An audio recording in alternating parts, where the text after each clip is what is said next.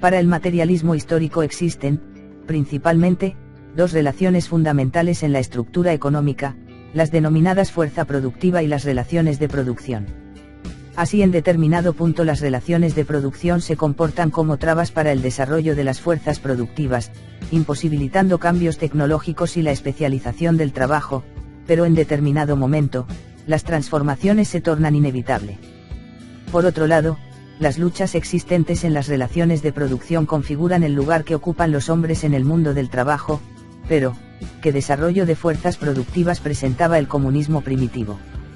Existen varias etapas de su desarrollo: paleolítico, mesolítico y neolítico en la edad de piedra, edad de bronce, etc. Pero lo que nos interesa es el paso de una sociedad nómade hacia una sociedad sedentaria. Desde el comienzo de su evolución el hombre tuvo que trabajar la naturaleza, comenzando con la caza, pesca y recolección. Para ello tuvo que desarrollar distintos instrumentos de producción, pasando por las simples manos, a tener lanzas, flechas, jarras de arcillas, el fuego, etc. La división de trabajo se mantenía sobre todo en la división sexual de los hombres dedicados a la caza, pesca, etc. La mujer se encargaba del cuidado de los niños, coser, cocinar, etc. Las relaciones de poder entre los miembros generaban una pobre distorsión de recursos casi inexistentes. Los líderes se mantenían en un plano funcional, por ejemplo, los líderes en la caza o la pesca, quienes participan activamente, los líderes religiosos quienes organizaban ritos, ceremonias compartidas por toda la comunidad, los integrantes más viejos transmitían conocimientos, valores, mitos, tabúes, etc. En esta sociedad se caracterizaba por la necesidad de tomar de la naturaleza solo lo necesario. El bajo desarrollo de fuerzas productivas imposibilitaba la creación de un excedente de fuerza de trabajo de importancia, por lo que la inversión de esta se mantenía sobre todo en la satisfacción de las necesidades mínimas. El escaso excedente se mantenía a un plano sociocultural en ciertas distinciones jerárquicas o también en la implementación de ritos y festividades que construían valores sociales o religiosos. Es cierto que se tenía el control del proceso de trabajo, pero este control es relativo dado el poco dominio de la naturaleza, pues las condiciones naturales determinaban el desenvolvimiento colectivo. El desarrollo de la agricultura y la ganadería fue una auténtica revolución del desarrollo de las fuerzas productivas, pues posibilitó la sociedad sedentaria. En el caso del dominio de la ganadería no siempre posibilitó la sociedad sedentaria, pero igualmente transformó considerablemente las relaciones sociales de producción.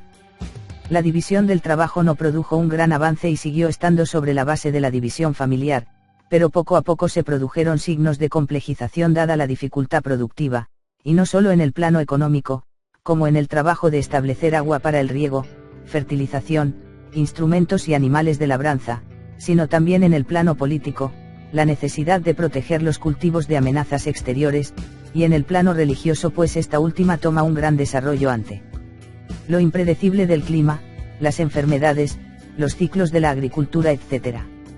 Las técnicas de trabajo se multiplicaron, se desarrollan el intercambio aunque todavía rudimentario, la especialización del trabajo manifiesta los primeros signos de desarrollo.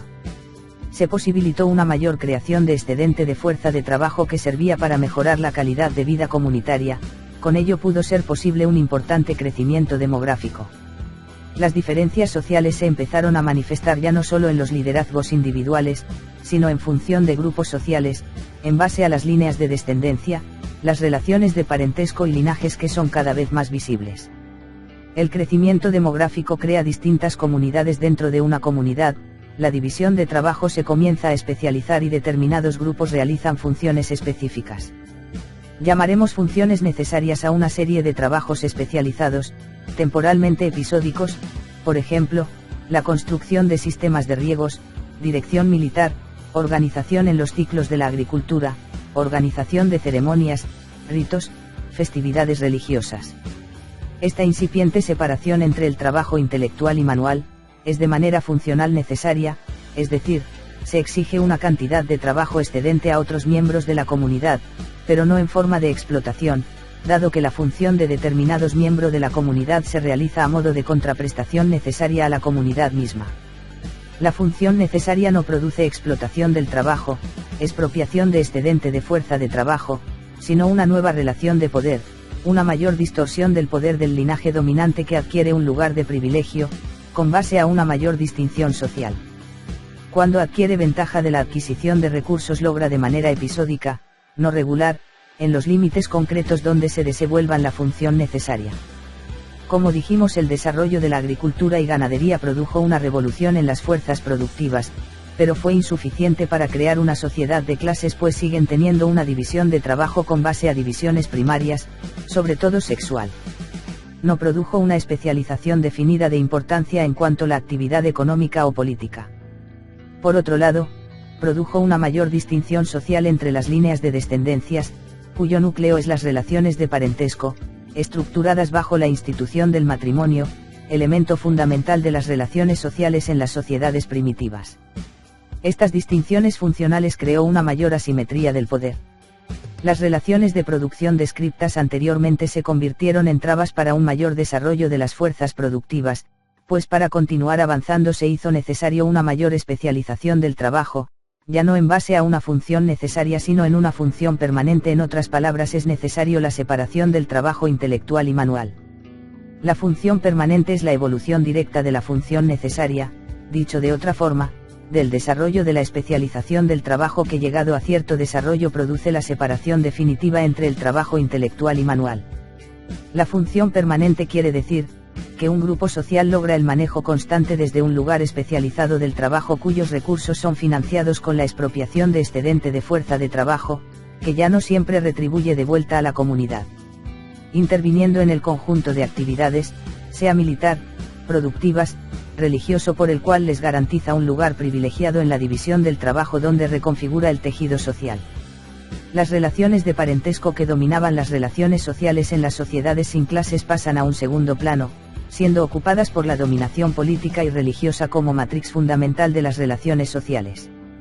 Con ello podemos decir que aparece el Estado, en forma de un conjunto de personas que se desenvuelven en la actividad estatal, político-militar y religiosa, que ya no trabajaban de la actividad manual, sino que viven de los impuestos de la tierra. Entonces podemos decir con toda seguridad que nacen las clases sociales.